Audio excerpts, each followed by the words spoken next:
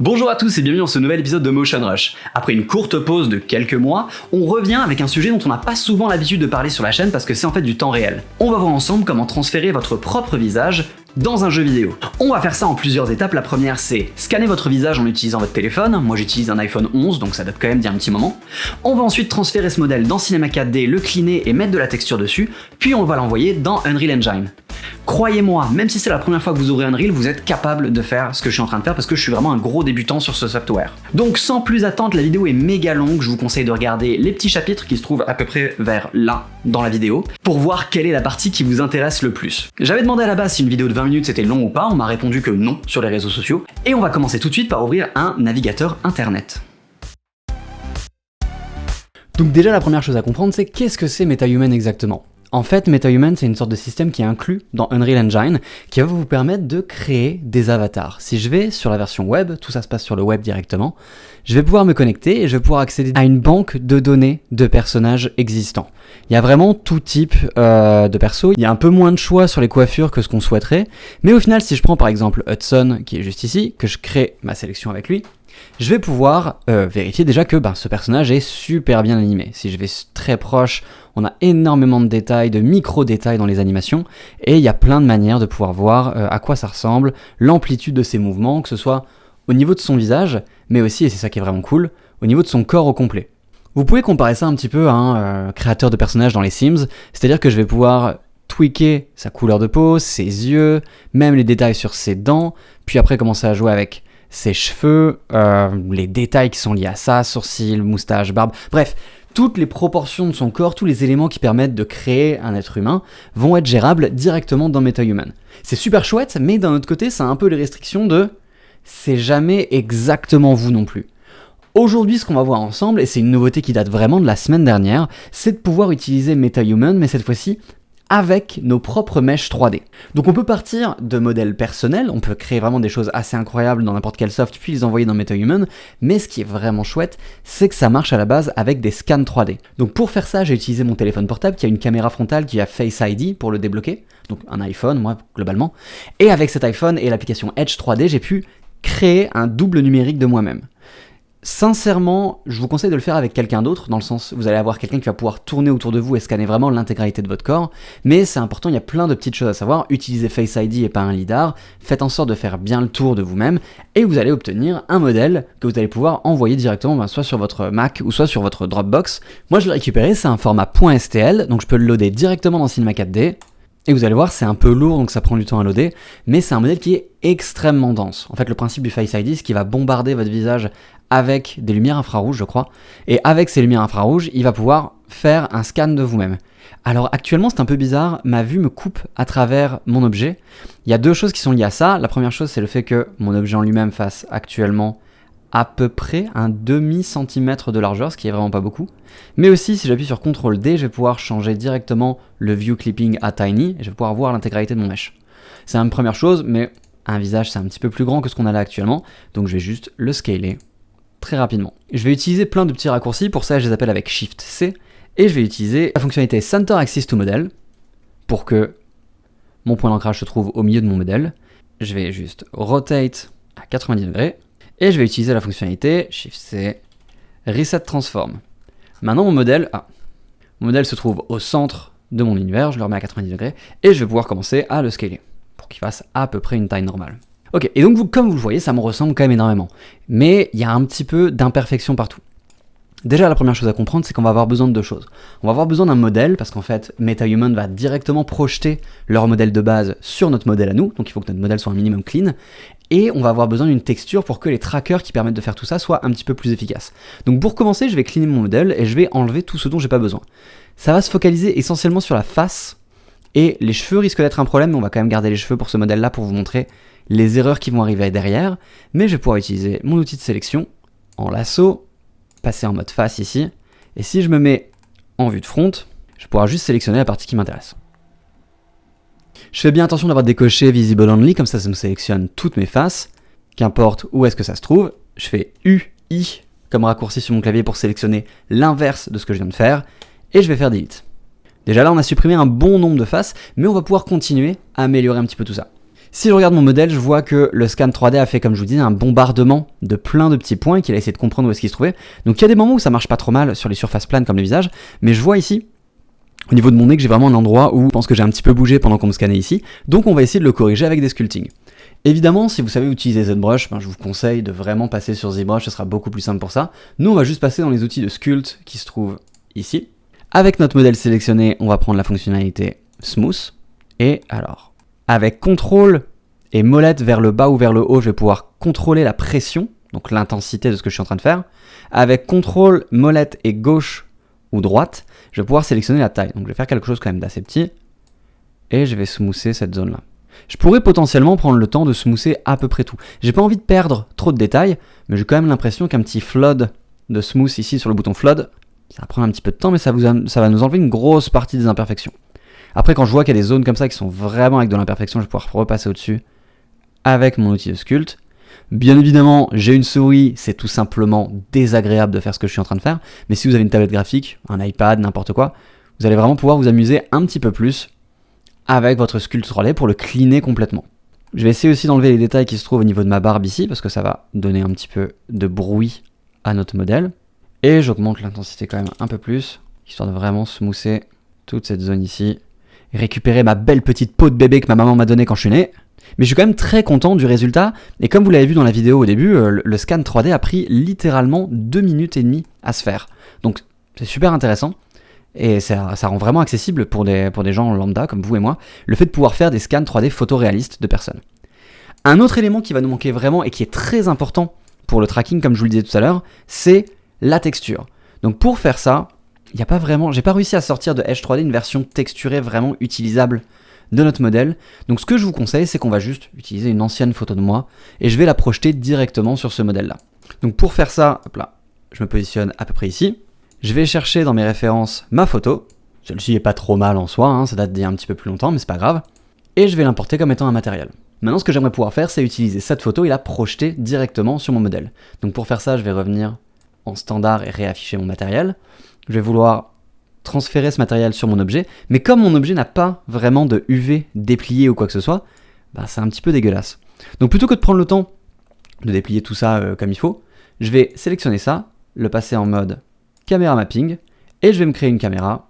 Donc faites bien attention à ce que votre photo soit au même ratio que votre projet, moi c'est le cas. Et je vais pouvoir utiliser cette caméra comme étant la projection.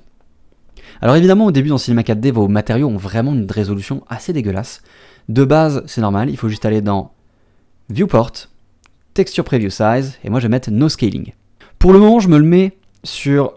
déjà, je vais bien penser à faire un calcul quand je fais ça. Hop là. Pensez à appuyer sur le petit bouton Calculate ici. Et là maintenant, c'est le bon ratio. Je vais me le garder pour le moment dans la diffuse et non pas dans l'illumination. Comme ça, je vais continuer à voir les détails de mon visage malgré tout. D'ailleurs, je peux accentuer encore les détails de mon visage en rajoutant une light en infinite, en la tournant légèrement pour augmenter vraiment les contours de mon visage. Et je vais juste positionner ma caméra pour faire en sorte que ça colle quand même plus ou moins. Ça n'a pas besoin d'être parfait, mais sachant que c'est mon visage à moi, c'est quand même assez simple de pouvoir le caler comme il faut. Je vais remettre aussi ma caméra, je vais la tourner légèrement sur un de ses axes. Évidemment, plus la photo va être récente, plus ça va être facile pour vous de le faire. Moi, ça date un petit peu. Et surtout, il faut que je prenne exactement le bon axe pour avoir à peu près tout. Si je désactive ma lumière et que je sors de ma caméra, c'est quand même pas si pire. On voit qu'au niveau des yeux, ça colle bien. Au niveau de la bouche, ça va. C'est au niveau du nez que c'est problématique, donc je vais pouvoir continuer à tweaker ça un petit peu. Hop là. Et on va s'estimer content de ça. Maintenant c'est chouette, mais j'ai toujours pas d'UV techniquement sur mon modèle. J'ai juste un matériau qui est projeté via une caméra. Donc je vais pouvoir créer directement depuis mon modèle ici, clic droit, Generate UV Coordinate. Ce que ça va faire, c'est que ça va automatiquement changer mon matériel, non plus en caméra mapping, mais en UV mapping ici. Ça va me créer une map d'UV, et au final, une map d'UV est juste quelque chose qui est actuellement projeté depuis ma caméra. Donc si j'avais des connaissances dans ZBrush, je pourrais prendre le temps de continuer à faire aussi de l'autre côté, parce qu'actuellement, je suis projeté aussi de l'autre côté, c'est un petit peu dégueulasse. Ou même de faire plus de détails sur les côtés ici, en prenant donc d'autres photos, et en refaisant le process avec juste une autre vue, une autre caméra. Ça pourrait me permettre de créer derrière des UV un petit peu plus intenses, ou juste d'avoir une texture vraiment mieux faite. Je crois que de base, on va se contenter de ça pour pouvoir faire le visage principalement. Il ne reste plus qu'à sortir notre modèle, File, Export, FBX, Et maintenant, on peut ouvrir Unreal. Donc Unreal se trouve dans le Epic Game Launcher, il faut bien faire attention à avoir téléchargé la dernière version d'Unreal, et quand vous l'ouvrez récemment, vu que l'article vient juste de sortir, vous avez plein d'informations sur ce nouveau procédé qui va nous permettre d'intégrer directement des scans 3D dans MetaHuman. Donc on voit bien qu'on part d'un scan 3D, ça reproduit toute la bonne topologie, et on peut l'intégrer derrière. Pour faire ça, il faut que vous ayez téléchargé, en effet, le plugin pour Unreal, qui se trouve juste ici. Vous pouvez l'ouvrir dans le launcher, l'installer, et quand je vais lancer Unreal, on va avoir la possibilité d'installer directement ce plugin-là et de redémarrer. Donc spoiler alert, je suis pas du tout un spécialiste d'Unreal, mais sincèrement, le processus est vraiment facile à faire. Donc on va commencer par créer un nouveau projet de live event. Je vais le mettre blank, create. Évidemment, ne soyez pas stupide comme moi et renommez votre projet bien comme il faut, mais au final, c'est un élément très précis dans le projet qui va nous servir pour la suite au niveau de la nomenclature. Si vous ouvrez Unreal pour la première fois, le compiling shader, c'est peut-être le truc le plus long du monde. Une fois que vous l'avez fait la première fois, ça prend un petit peu moins de temps après. Ça n'en reste pas moins extrêmement chiant lorsqu'on est en train d'ouvrir quelque chose, mais bref. One eternity later. Bon, je vous ai pas menti, ça a vraiment pris une éternité. Donc nous voilà enfin dans Unreal. Et la première chose à faire, devinez quoi? Edit, plugin, je vais chercher MetaHuman que j'ai déjà installé sur le store, et je vais bien vérifier qu'il est coché. Évidemment, comme je l'avais décoché pour ce tutoriel, il faut que je relance mon Unreal. A tout de suite. Bon, cette fois-ci, ça a pris que 35 secondes, 45 secondes à revenir. Donc maintenant qu'on est dans Unreal, encore une fois, je suis pas un pro, mais la base de la base, c'est d'importer notre modèle. Je vais donc drag and dropper notre export qui se trouve ici au format FBX. Le temps qu'il s'importe, on choisit d'importer tout. Maintenant que j'ai loadé mon FBX et que tout était bien configuré dans Cinema 4D, je suis censé avoir, en double-cliquant là-dessus, mon modèle 3D, qui est bel et bien ici. Et non seulement ça, mais aussi une texture qui lui est appliquée. Donc on voit bien là que c'est pas parfait la texture, mais c'est quand même déjà pas mal. Maintenant que j'ai ça, je vais pouvoir continuer, non pas dans le modèle 3D directement, mais je vais faire Add MetaHuman, MetaHuman Identity. Et c'est là que je vais renommer vraiment ça en Arnaud Motion Rush, pour le retrouver plus tard dans mes fichiers. Je double-clique sur ça, ça m'ouvre une nouvelle fenêtre dans laquelle, si jamais vous n'êtes pas déjà logué à Epic lors de cette session, ça va vous demander de vous réinscrire. Et donc nous y voilà, j'ai bel et bien mon identité de MetaHuman qui est ici. Je vais pouvoir rajouter des composants depuis un mesh. Il s'avère que notre mesh, c'est juste notre mesh qui s'appelle Arnaud V2. Il est loadé, il y a bel et bien la texture qui est dessus. Je vais focuser avec F pour regarder vraiment mon objet. Je vais naviguer avec Alt et mon clic de gauche pour pouvoir faire le tour de mon personnage, et je vois qu'en effet la texture colle quand même pas trop mal. Donc ça va. Mais surtout, là, on va devoir vraiment caler des marqueurs là-dessus. Donc, j'ai pas envie d'avoir aucune information de lumière qui interrompt avec tout ça. Donc, je vais utiliser non pas la version lit ici, mais la version unlit. Ce qui fait que maintenant, j'ai à la fois mon modèle 3D et à la fois ma couleur que la photo que j'avais prise lors d'un jour un peu brumeux. Ce qui fait que j'ai pas spécialement d'informations de lumière dessus. Ce que je vais pouvoir faire, c'est aussi changer la focale de ma caméra. Pour ça, je vais dans le petit menu burger ici. Le field of view, je le passe à quelque chose comme 20. Ce qui va me permettre d'avoir beaucoup moins de déformation. Et ensuite, c'est assez flippant à quel point c'est rapide à faire. Je vais appuyer juste sur plus pour créer une nouvelle image référence. Je peux la renommer si j'ai envie, front. Et en fait, dans cette image référence, je vais activer ici, clic droit, auto tracking on.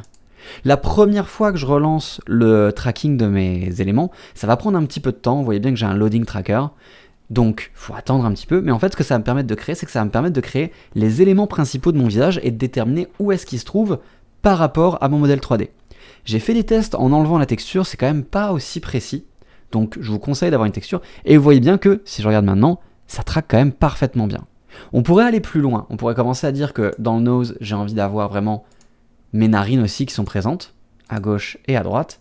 Le problème, c'est qu'il va falloir les retraquer manuellement. Je sais pas trop comment on peut faire autrement, je fais auto-track off, auto-track on, et les éléments sont pas là. Si jamais vous les voyez vraiment pas, c'est qu'ils doivent être en dehors de la caméra, de la vue, ce qui est un peu gênant, mais vous voyez bien que quand je bouge ma caméra, il continue à me traquer. Donc je vais dégager mes nostrils vu qu'il n'arrive pas à les capter. Pouf, pouf, pouf, pouf, pouf. Et je vais essayer de me mettre en sorte pour que mon visage prenne bien la bonne partie de l'écran. Et en maintenant la molette appuyée et en appuyant comme si j'étais en train de me déplacer dans un jeu vidéo sur ASWD, je vais pouvoir aller plus ou moins proche de mon personnage. À chaque fois que j'arrête la caméra, il va recommencer à traquer. Et je suis quand même pas mal content de ce qui se passe. Je vais faire clic droit, lock caméra. Et je vais pouvoir continuer à naviguer après dans ma vue en utilisant la free caméra qui se trouve juste ici. Maintenant que j'ai fait au moins un frame qui a été traqué, je vais pouvoir avoir cette fonctionnalité qui s'appelle MetaHuman Identity Solver. Et si je clique dessus, ça va prendre un petit peu de temps évidemment, Mais ça va en fait prendre le mesh de MetaHuman et le projeter le plus proche possible de ma géométrie à moi en essayant de respecter les trackers qui ont été indiqués. Ça vient de se finir. Maintenant, je vais pouvoir comparer ma frame de gauche, qui est ma vue numéro A, avec mon visage et mon modèle actuel, et mon frame B, qui est en fait la même chose, mais cette fois-ci, avec un MetaHuman derrière. Je regarde à quoi ça ressemble. On obtient quand même quelque chose qui se trouve assez proche de ce que j'avais moi. Hop là. Le comparatif entre les deux, c'est quand même assez flippant. Si jamais je réactive mon, non pas lighting only, mais mon lit, on voit bien ici que quand j'affiche les deux en même temps, les deux éléments sont extrêmement proches. Comme j'avais réussi à avoir mes oreilles, tout est très bien modelé, donc il n'y a pas de problème là-dessus. Avant de pouvoir aller plus loin, il va falloir que je sélectionne quand même un body type. C'était la seule chose qu'on a à faire. Je vais me prendre en taille, je vais me mettre en average, et encore je vais me mettre en average, même si la pandémie m'a fait prendre à peu près 100 kilos, c'est pas grave, on va dire que je suis average, et on va appuyer sur Mesh to MetaHuman pour transférer ça vers leur serveur. Ça peut prendre quelques minutes, quelques secondes, dépendamment de votre connexion, mais ce que fait en fait, comme je vous l'expliquais tout à l'heure Unreal, c'est qu'il va prendre un mesh de MetaHuman déjà existant et va essayer de le rapprocher au plus proche possible de ce que vous avez vous, avec votre texture et votre modèle 3D. Donc la suite, en fait, là on a potentiellement déjà terminé toute notre phase dans Unreal. J'ai plus qu'à retourner sur mon navigateur internet, et vous avez énormément d'informations qui sont sorties dans les dernières semaines sur cette fonctionnalité, sur la partie d'Unreal, et des utilisations qui ont été faites récemment qui sont très intéressante. Mais si je reviens dans MetaHuman Creator, et que je fais lancer la narration de MetaHuman, je vois que j'ai reçu un message « Your MetaHuman is now available », tant mieux, allons-y. Pour y accéder, bien évidemment, ça se passe sur le site web de MetaHuman encore une fois, parce que tout se passe sur une application qui est streamée depuis un ordinateur de chez eux, donc il faut rentrer dans une file d'attente, c'est un peu chiant des fois. Mais, une fois que tout ça est loadé, j'ai mon nouveau mesh qui vient d'arriver ici, qui est animable, et on voit bien qu'il y a quelques petits problèmes. Les problèmes viennent du fait que mon mesh 3D avait ma coupe de cheveux à l'intérieur, ce qui n'est pas forcément le plus souhaitable. Quand vous faites un scan 3D, je vous conseille de mettre un bonnet, quelque chose qui aplatit énormément vos cheveux. Sauf que tous les éléments que vous voyez ici sont des MetaHuman avec la petite visage, ce sont des MetaHuman qui ont été créés à partir de mesh 3D comme on vient de le faire. Je vois bien que Hudson, lui, il a rien, ça c'était mes premiers tests. Si je double-clique sur Arno Motion Rush et que je fais modifier la sélection, un des éléments les plus importants, ça va être d'aller dans maillage personnalisé et regarder en fait ce setup où j'ai le choix entre plusieurs parties, soit une partie qui est une influence globale, soit une partie qui est influence de zone avec la symétrie ou non. Si je regarde influence globale, on va comprendre tout de suite ce qui se passe, c'est que MetaHuman sélectionne un mesh 3D qui me ressemble quand même pas mal au départ, puis je vais arrêter le visage, puis en fait il va appliquer toutes les modifications pour que ça me ressemble un petit peu plus, donc il va modifier les yeux, le nez, la bouche, les oreilles pour que ça se ressemble à mon visage. Le vrai problème, c'est que comme vous le voyez actuellement, il y a des grosses bosses au niveau de mon crâne à cause de mes mèches de cheveux. Heureusement, ils ont pensé à tout, on va pouvoir avoir des zones entières, donc ici le crâne, le front et peut-être les sourcils, où je vais pouvoir aller plus précisément garder mon influence globale à 1, mais enlever l'influence de la zone pour la passer au MetaHuman normal qui a été utilisé pour faire le système. Donc si je fais ça et que je fais ça pour le front aussi, j'ai déjà beaucoup moins de problèmes sur mon mesh. Et ça a gardé malgré tout le reste des informations sur le visage, sur le nez. Je vois bien que mon nez est toujours un petit peu de travers, parfait. Et maintenant je vais pouvoir commencer à jouer avec ça, jouer avec les couleurs de la peau, on va lui attribuer une couleur, on va la mettre une random pour le moment. Et c'est là où MetaHuman devient vraiment un équivalent des Sims pour le coup, c'est que ça va vous permettre de créer assez vite quelque chose de vraiment dingue au niveau de votre personnage.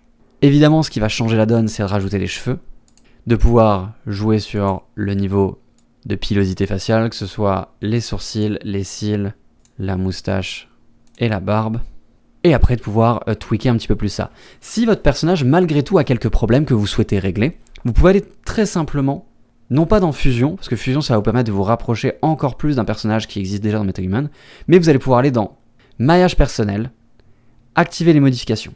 Je vous conseille à ce moment-là de le copier pour être sûr que vous avez encore vos données qui sont vraiment liées au scan en lui-même. Mais une fois que vous créez une copie de ce personnage-là, vous avez accès maintenant au Blending Tool ici, qui permet de sculpter un petit peu plus, et qui permet peut-être de rapprocher certaines zones un petit peu plus de ce que vous connaissez vous-même de votre visage.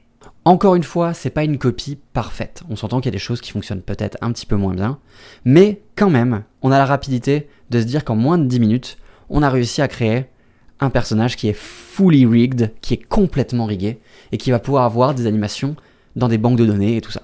Donc je vous laisse expérimenter un petit peu avec ces personnages-là, mais en soi, le système en lui-même est vraiment simple. Bien évidemment, plus vous passez de temps à cleaner votre mesh au départ et à donner une texture plus précise qui colle vraiment à votre modèle, mieux les trackers vont fonctionner et plus vous allez être proche de la réalité. Mais malgré tout, rien que le fait d'avoir ici la vraie forme des oreilles, la vraie forme du visage et de pouvoir commencer à tweaker sur les couleurs et sur tout ça, ça va vous donner un double qui est malgré tout surprenamment réaliste. Qu'importe la qualité de votre ordinateur, en fait, de votre carte graphique ou quoi que ce soit, comme tout se passe en ligne, c'est votre connexion qui est un petit peu plus importante. Et on peut voir à quel point c'est intense quand on passe au niveau de qualité épique et qu'on commence à s'amuser avec des studios de lighting un petit peu différents. Et je dois vous avouer que je suis quand même vraiment épaté par la qualité de détail lorsqu'on arrive proche des personnes. Bon, vous le voyez, comme on touche à des visages, dès que ça dépasse un petit peu la ressemblance 1 pour 1, on atteint un truc qu'on appelle la Uncanny Valley, où c'est suffisamment moi pour être reconnaissable, mais c'est pas vraiment moi, ce qui fait que ça fait bizarre.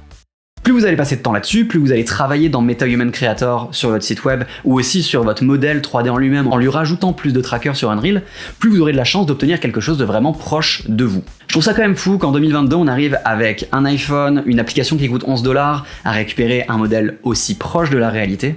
Puis ensuite, en le passant dans Cinema 4D, mais ça aurait très bien pu être Blender, on peut projeter de la texture, et ensuite, Unreal est complètement gratuit tant que vous ne faites pas d'argent avec. Donc, potentiellement, tout ce processus nous aura coûté 11 $. Moi, je trouve ça quand même assez dingue.